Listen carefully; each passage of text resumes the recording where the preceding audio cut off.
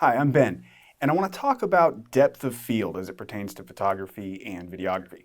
Depth of field simply is how much of whatever you're trying to take a photo of is in focus or not. It's controlled by three different factors. Yeah, three. There may be more. We're going to talk about three of them.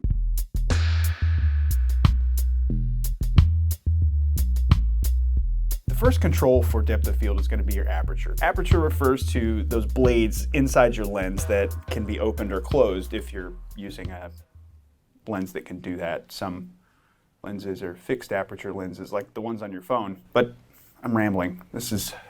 Rambling. So simply, the wider those aperture blades are, the more light is let in at any given time. The effect on depth of field is that at a wider aperture, you will have a shallower depth of field, meaning that the distance between the closest point of focus and the furthest point of focus away from the camera is smaller. As you make that aperture smaller, which it should be noted is a higher aperture number, then that will increase the amount of depth of field, meaning you will have a larger distance between your closest point of focus to the farthest point of focus. That's the first one we should consider because it's the one that's in our hands on our cameras.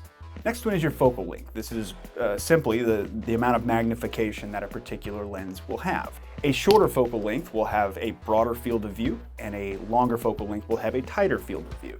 So that's number two. Number three might be the most difficult to consider how you want to work with it because it involves the distance from the camera to the subject. For instance, a wide aperture on a long focal length of a subject far away will have a much greater depth of field as if you had that same aperture on that same focal length but the subject was much closer. This is why if you take a close-up portrait of somebody and focus on their eyes, if you're using a wide aperture, by the time we get to the back of their head, sometimes even by their ears, you'll start to see blurring away. This is a great way for drawing focus to the eyes. But if you use the same camera settings on a mountain range in the distance, you'll notice that the entire mountain is an acceptable focus. You don't really get blurriness on the mountain itself. Sometimes landscape photographers play with this by having something in the foreground of the image be blurry and out of focus, but the mountain range in the distance, the subject of the photo, is in focus. And this is just a way to create depth. Now, with those things considered, how can we use this to our advantage? Well, let's say you are making a video explaining something.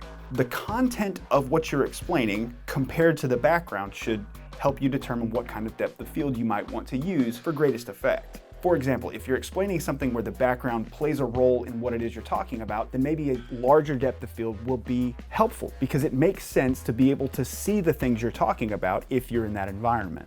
So it's really important when gardening that you don't just consider all the things that are on the ground. You've got trees and you've got all this other stuff that you can clearly see here in the yard.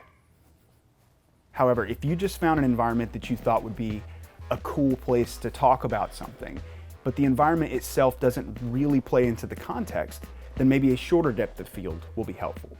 So I had this lump and I don't really know, it's kind of right in, ew. By doing this is it blurs out the background, allowing the viewer to focus on you, on your subject or whoever it is that's talking. Hopefully it's not me talking in your video because something must have gone horribly wrong in your life to have me hosting whatever it is that you're talking about. We can also use depth of field to draw focus. By that same measure, if you're talking about a photo. If we want to draw focus to a specific subject and the context doesn't matter, we'll apply the same rules here. Like in the case of if you're taking a portrait of somebody and they're a character in a scene, then you may want to use a slightly deeper depth of field to put them in that scene. However, if it's just a glamour shot or a portrait and you just want to completely ignore what's going on and just sort of frame your subject, then a shallower depth of field will be useful. Quick note, if you're using a really shallow depth of field and you're taking a photo of somebody's face, make sure you really check your focus. Conventional wisdom is that if it's of somebody's face, you focus on the eyes. If you're using, say, a f2 aperture or a 1.8 aperture or something like this, if you misfocus and say focus on the nose, with a depth of field that shallow, the rest of their face may fall out of acceptable focus. So I'm not saying don't use wide open apertures if that's what you want to do. You just have to be careful with focus when it comes to really shallow depths of field. I can't tell you how many shots I've missed because I focused on the tip of somebody's nose instead of their eyes. So one cool thing about having a shallow depth of field is it allows you to have a long shot like this one, but obscure the subject for as long as you want. Maybe you're trying to wait until the very last part of your sentence to become in focus, and then you end up with something like this.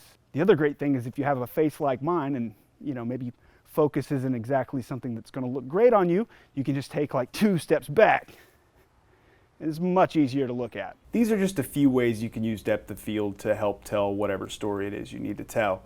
I'm sure I missed some, and highlights my failings as a human being.